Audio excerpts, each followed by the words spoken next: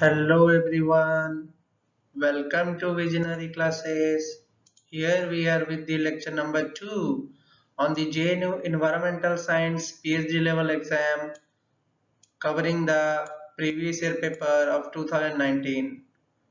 I request you to subscribe my channel and contact us for the latest study material in this number.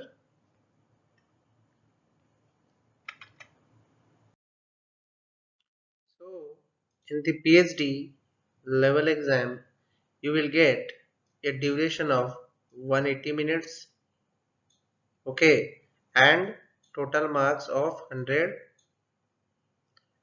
and you will get a part A where you can see 40 questions are there and all the 40 questions are mandatory. This is the pattern. We will discuss first part A, then we will move to part B also. So let us consider the first question. It is asking for preparing the one normal solution of a substance. We need to know what. This is the question. Okay. So here the options are only its equivalent weight, only its molecular weight, both equivalent and molecular weight, its equivalent weight, and also the density of the water. These are the options. Okay. So let us discuss the first, what is normality. Okay, before that we should discuss what is normality. So normality is another way to quantify the solution or concentration of a substance. Okay, तो solution concentration के लिए इसका use होता है. ठीक है, it is similar to molarity but uses gram equivalent weight. Okay, it uses gram equivalent weight, okay, of a solute in its expression solute amount in a liter of solution rather than gram molecular weight GMW expressed as in molarity. So molarity में gram molecular weight use होता है और यहाँ पे gram equivalent use होता है. ठीक है, तो आइए देखते हैं कि ग्राम इक्विवेलेंट कैसे बनता है. तो N equal to gram equivalent of a solute divided by volume of solution in a liter, where weight upon equivalent weight into 1000 upon volume in milliliter. This is the general formula. Okay, so equivalent weight formula is what? How to find the equivalent weight? Equivalent weight can be found using molar mass upon n factor. This is the valency. Okay, n factor. So it is given only its equivalent weight. So you can see only equivalent weight is only needed to find the what? To find the one normal solution, only equivalent weight is needed. You can see here only its molecular weight needed. Only molecular weight तो कभी नहीं होगा क्योंकि only molecular weight से तो ये निकलेगा ही नहीं. आपको equivalent weight चाहिए ही चाहिए. ठीक है, पहली बात तो ये है. फिर आप बोलता है कि both equivalent weight and molecular weight. Okay, तो equivalent weight और molecular weight दोनों नहीं चाहिए क्योंकि यहाँ पे क्या है, ग्राम ऑफ सॉल्यूट चाहिए, ग्राम इक्विवेलेंट ऑफ सॉल्यूट चाहिए. ठीक है, यहाँ पे नहीं बोला है कि वो क्या चाहिए आपको, मॉलिकुलर वेट चाहिए. ठीक है, तो मॉलिकुलर वेट तो चाहिए नहीं. ठीक है, क्योंकि यहाँ पे इक्विवेलेंट वेट फिर से आया और मॉलिकुलर वेट फिर से आया. ठीक है, that is not needed. Okay, if you are preparing one normal solution, you just need the volume of the solution in liter, that is the solvent. Okay, and what needed? Gram of solute. Okay, gram of solute needed. You need gram of solute. Okay, so no need of requiring of molecular weight, only equivalent weight is sufficient, okay, to answer this question. While its equivalent weight and also the density of water, this is also wrong because density of water is not needed. Here you can see equivalent weight is already equal to molar mass upon n. यहाँ पे already वो molar mass upon N के form में ही है. ठीक है, तो आपको दोबारा इसमें मोलिकुलर वेट की कोई जरूरत है नहीं. ठीक है, तो ओनली इक्विवेलेंट वेट से ही आपका आंसर निकल आएगा. So your answer is only its equivalent weight. Okay, in the next question they are asking SDS is a sodium dodecyl sulfate is used while separating the protein by polyacrylamide gel electrophoresis because. Okay, तो थोड़ा SDS page का आप यहाँ पे overview देख सकते हैं. ठीक है, यहाँ पर एफडीएस पेज का आप पूरा फिगर आपके माइंड में प्रिंट होगा. Okay, so here what we do the protein separation. Okay, how we just load protein in the negative electrode. In the negative electrode we load it, okay, with a buffer solution. Then that buffer moves. Okay, the smaller protein will travel fast while the bigger protein will stay here. Okay, so in this way we just separate by running the gel on the basis of what? On the basis of electricity. Okay, the movement of proteins occur. So HDS space separates the protein primarily by the mass, because the ionic detergent sodium dodecyl sulfate denatures and binds to protein to make the uniformly negative charge. Thus, when a current is applied, all the SDS bound to protein in a sample will migrate. ठीक है, तो यहाँ पे negative buffer के साथ जब load कर रखे हैं उसको, तो वो फिर मूव करना स्टार्ट करता है. जैसे आप इलेक्ट्रिक करंट वहां पे पास करते हैं दोनों इलेक्ट्रोड से, तो आपका वहां पे प्रोटीन जो है एसडीएस के साथ मूव करना स्टार्ट कर देता है. ठीक है, and towards the positively charge electrode. तो इस तरीके से आप बिगर प्रोटीन और स्मॉलर प्रोटीन को सेपरेट करते हैं. तो ऑप्शंस में दिया है, it helps in protein solubilisation for easy separation. No. Okay, it helps in providing the uniformly negative charge density during the electrophoresis. Yes, obviously negative charge तो दे ही रहा है एसडीएस पेज. ठीक है, it helps in stabilization of protein. नहीं यार, separation of protein होता है, stabilization तो नहीं. It decrease the surface tension of the electrophoresis buffer. No no no, surface tension की बात नहीं आती है यहाँ पे. uniformly negative charge density के थ्रू से ही आप electrophoresis को कर रहे हैं. तो this is the best answer. The next question asks, an abstract is a part of. Okay, research article देख सकते हैं. This is a research article. यहाँ पे इस चीज को abstract बोलते हैं. ठीक है. Conference proceeding, obviously conference है. ये रहा आपका conference का proceeding. ठीक है, conference हो रहा है. ठीक है, ये आपका abstract है, conference का detail है. ठीक है. And thesis, thesis में तो आप सबने लिखा ही होगा thesis. तो thesis is also there for abstract. This is abstract. So ये आपका क्या हुआ, रिसर्च आर्टिकल, ये आपका कॉन्फ्रेंस प्रोसीडिंग और थेसिस. ठीक है, तो तीनों में ही मिल रहा है, आप देख सकते हैं. ठीक है, यहाँ पे मैंने एग्जांपल के थ्रू से समझाया ताकि आपको बेटर अंडरस्टैंडिंग हो.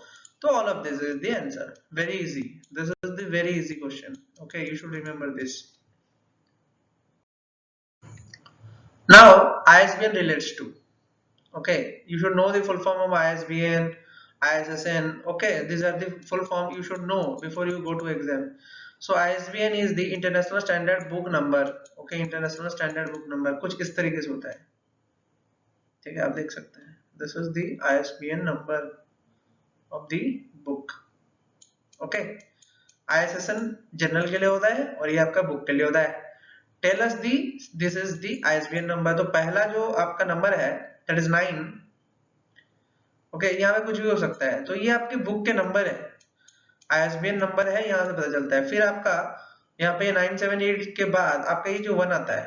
ठीक है, 1 3 डिजिट छोड़ने के बाद 1 आता है. ये कौन सी कंट्री से है और कौन सा लैंग्वेज में है, इसका आपको बता रहा है. ठीक है, तो उसके बाद यहाँ पे ये 940313 ये आपका पब्लिशर का आइडेंटिफायर है.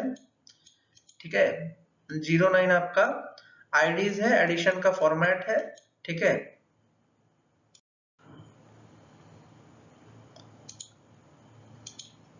ठीक है, और this one is the barcode price. यहाँ पे बारकोड प्राइस लिखा रहता है. ठीक है, चेक डिजिट एक होता है. ठीक है, these are the things that is we can see in the ISBN number. Okay, you should remember this. So the International Standard Book Number is a numerical commercial book identifier which is intended to be unique. ये एक unique number होता है. Publisher purchase the ISBN from the affiliate of the International ISBN Agency. यहाँ international ISBN agency से इसकी. ठीक है, तो बात करें, an ISBN is assigned to each separate edition and variation of a publication. ठीक है, these are some technical terms or definitions of the ISBN that you should know. ठीक है, तो ये स्पेशली बुक्स के लिए था, लेकिन आपको रिसर्च आर्टिकल के लिए भी पढ़ना है, जैसे कि ISSN, ठीक है, ये सब वर्ड्स आपको पढ़ने हैं क्योंकि it is very important from the exam point of view. Now the next question is on the fluorescence microscope. The fluorescence microscopy work on a principle in which of the molecules absorb of light. Okay, so this is the question. So answer will be absorb at a given wavelength and then emit it at a longer wavelength. ठीक है, तो this is a question from analytical technique. Analytical technique, so analytical technique is very famous, that is coming in the JNU PhD exam. You should know this analytical technique terms. Okay, this is coming from the analytical technique. So this is a fluorescence microscope. Okay, let us discuss some principle first, then we will describe it very clearly.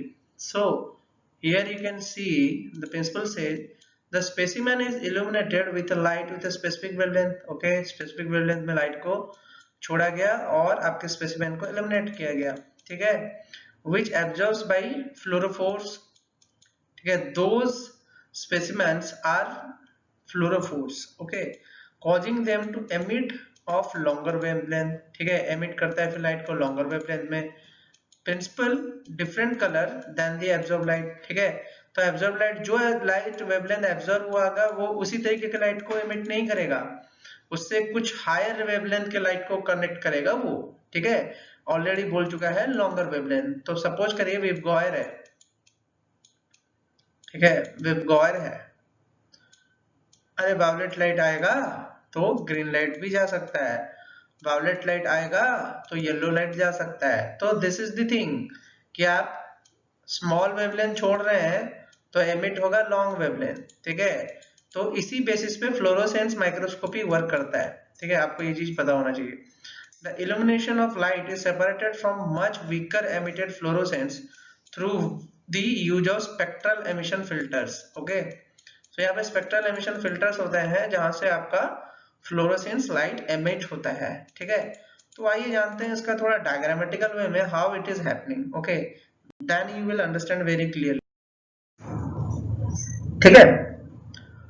तो this is specimen, ठीक है, जिस पे light फेंकना है, this is the specimen on which the light will be incident। okay, so this is the lamp, mercury lamp। okay, you are giving a particular type of light।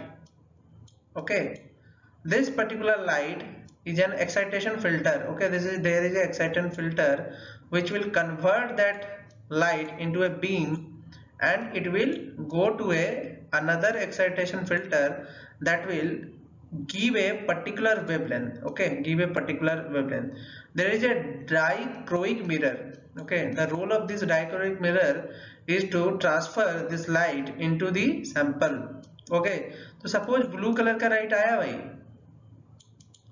Blue light is coming. Okay, blue light आया यहाँ पे, ठीक है, इस पे पड़ा, ठीक है, तो यहाँ इसने क्या किया, इसके इलेक्ट्रॉन्स को एक्साइट किया, ठीक है, थ्रेशोल्ड इलेक्ट्रॉन्स जाके वो एक्साइट हुआ, जब वो दोबारा ग्राउंड स्टेट पे आएगा, ठीक है, those electron which are excited when it comes to ground state, okay, it will emit a particular type of wavelength lambda, ठीक है, particular type of wavelength of light। okay, that light will be longer than the blue, that is the green light। okay, that green light passes through different filters and detected। okay, very simple, light दिया आपका, ठीक है, excitation filter से होते हुए वहां पे sample पे पड़ा, सैंपल को एमिट किया, उसके इलेक्ट्रॉन एमिट होने के बाद आपके फिर से दोबारा ग्राउंड स्टेट पे पहुंच रहे हैं, तो उस समय पे वो लाइट को एमिट करेंगे, जो लाइट एमिट करेंगे वो आपका हायर वेवलेंथ होगा, लाइक ग्रीन, ग्रीन की बात करें यहाँ पे ग्रीन लाइट हो रहा है, ठीक है। So this is the principle of fluorescence, fluorescence, ठीक है, स्पेक्ट्रोस्कोपी, फ्लोरोसेंस स्पेक्ट्रोस्कोपी, तो ये आपको याद रखना है, it is very simple. Now the next question they are asking which one is the plagiarism software। okay, So let us discuss all the option. First, it is given Norton. So Norton is antivirus is an antivirus or anti-malware software product developed and distributed by Norton LifeLock since 1991.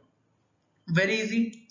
Norton antivirus भाई सबने use किया है. Norton antivirus आता ही है, सबने use किया है इसको लगभग. ठीक है. फिर आता है एंडनोड पे. EndNote is industry standard software tool for publishing and managing the bibliography citation and reference on Windows मैकन्स्टोपी डेस्कटॉप. ओके, तो एंडनोड एक बिब्लियोग्राफी. अब बिब्लियोग्राफी क्या होता है भाई? पेपर लिखा है, किसी ने भी पेपर लिखा है तो उसको पता होगा, या तो थीसिस लिखे हो, डिसर्टेशन लिखे हो, लास्ट में रेफरेंस ऐड करते हो भाई 1 2 3 करके. ठीक है. उन रेफरेंस ही को, उन रेफरेंस जिनको ऐड करते हो, जहां से जिस पेपर से उठाया हो, जहां पे उसको ऐड करते हो, वो सारे के साइटेशंस, ठीक है, उन सारे के लिंक, ठीक है, उन सारे के लिंक को उनको मैनेज करना एंड सॉफ्टवेयर का, एंड नोट का काम होता है. ठीक है. तो इसी तरीके से और भी है, जैसे कि हम बोले मेंडले, मेंडले, जोटेरो, ठीक है, मेंडले, जोटेरो, इस तरीके के बहुत सारे हमारे बिब्लियोग्राफी बनाने वाले सॉफ्टवेयर्स हैं. तो you should remember two softwares which are helpful in referencing. Okay, these are the software that are helpful in referencing. ठीक है. फिर बात करते हैं ग्राफ प्रिज्म की. तो ग्राफाइट प्रिज्म क्या है? Is combines the 2D scientific graphings, biostatistics with explanation and curve fitting with non linear regression. 2D scientific graphings, तो ये ग्राफ के लिए, ठीक है, सॉफ्टवेयर होते हैं भाई जिसमें तुम ग्राफ ड्रॉ कर सकते हो. जैसे कि बात करें SPSS, SPSS, ग्राफर, ठीक है, सिग्मा प्लॉट, ठीक है. तो these are what? These are your graph making softwares. Okay, these are also graph making softwares. But if you consider the Turnitin, okay, Turnitin solution promotes the academic integrity, streamline grading and feedback, detect the plagiarism and improve the students outcome. So plagiarism software की बात आ गई भाई. तो plagiarism software हमारा Turnitin है. Very simple. Now the next question asks, which of the following analytical instrument does not follow the Beer-Lambert's law? Okay, so definitely आपका spectrometer करेगा. Double S तो करता ही भाई, डबल एस तो करता ही है. एब्जॉर्प्शन स्पेक्ट्रो है ये, एब्जॉर्प्शन स्पेक्ट्रोफोटोमीटर है, तो ये करेगा ही. एब्जॉर्प्शन जहां पे आएगा वो तो करेगा ही भाई, करेगा ही. क्योंकि क्या है, बीयर-लैम्बर्ट्स लॉ का फॉर्मूला क्या होता है? Absorbance equal to ELC. Okay, this is the formula, पहले भी पढ़ चुके हैं. ठीक है, absorbance equal to ELC, Beer Lambert's law. तो एटॉमिक एब्जॉर्प्शन स्पेक्ट्रोफोटोमीटर किस चीज पे काम करता है? इसी प्रिंसिपल पे तो काम करेगा. एटॉमिक है, एब्जॉर्प्शन स्पेक्ट्रा पे काम कर रहा है, तो ऑब्वियसली वो ये डबल एस जो है वो आपका क्या करेगा? बीयर-लैम्बर्ट्स लॉ तो फॉलो करेगा ही. ठीक है. फिर आता है स्पेक्ट्रोफोटोमीटर. वहां पे भी वही होता है कि आपको लाइट को पास किया जाता है आपका मेटल के सॉल्यूशन से, या डिफरेंट काइंड ऑफ सॉल्यूशन से उसको भी पास किया जाता है, और सेम तरीके की चीज दिखाता है, तो डबल एस करता है. लेकिन यहाँ पे आंसर दिया है inductive coupled plasma optical emission spectrometer. ठीक है, ये ICP है, IPS नहीं है, IPC नहीं है, ICP है. तो ICP OES जो है that also follows your inductive coupled plasma, that does not follows, ये आपका नहीं फॉलो करता है. क्या? बीयर-लैम्बर्ट्स लॉ फॉलो नहीं करता है. आइए जानते हैं क्यों नहीं करता है. ठीक है, you should know that. The Beer-Lambert's law states that there is a linear relation between the concentration and the absorption of the solution. जैसे कि हमने डिस्कस किया, A equal to ELC, तो यहाँ पे concentration C है और A आपका absorbance है. ठीक है, which enables the concentration of a solution to be calculated by measuring its absorbance. ठीक है, ये भी सिंपल है. ठीक है, लेकिन if you consider what? If you consider in a absorption UV spectroscopy, ठीक है, एटॉमिक absorption spectroscopy जो है बीयर-लैम्बर्ट्स लॉ की बात कर रहे हैं. ठीक है, तो absorption UV spectroscopy में क्या होता है? The absorption is proportional to concentration according to Beer-Lambert's law. However, this is not followed in higher and lower concentration of a particular metal solution. ठीक है, तो एक्सट्रीमली लो कंसंट्रेशन और higher concentrations में आपका बियर-लैम्बर्ट्स लॉ जो है वो fail है, ठीक है, फॉलो नहीं करता है। तो इस वजह से, ठीक है, आईसीपी जो है दैट, उसमें क्या होता है, उसमें एमिशन स्पेक्ट्रोस्कोपी यूज होता है। तो यहाँ पे एमिशन स्पेक्ट्रोस्कोपी की फिर बात आई, एब्जॉर्प्शन नहीं, एमिशन स्पेक्ट्रोस्कोपी की बात आई। तो ICP works on emission spectroscopy, क्योंकि एमिशन स्पेक्ट्रोमीटर दिया है, तो it works on the emission spectrometer. तो यहाँ पे अपना क्या होता है, सैंपल नेबुलाइज होता है, एटोमाइज होगा, आपका प्लाज्मा स्टेट पे जाएगा, एटोमाइज होगा, ठीक है। आर्गन गैस यूज होता है, ये भी आपको याद रखना है, आर्गन गैस यूज होता है, ठीक है, आर्गन गैस इज आईसीपी, ठीक है। और extremely low concentration ICP OS can measure extremely low concentration, that is the failure of beer-Lambert's law. Okay, that's why this instrument ICP OES does not follow Beer-Lambert's law. Okay, you should remember this. This is the answer. Okay, I hope you understand all the lecture. If you have some doubt, you can ask me in the comment box.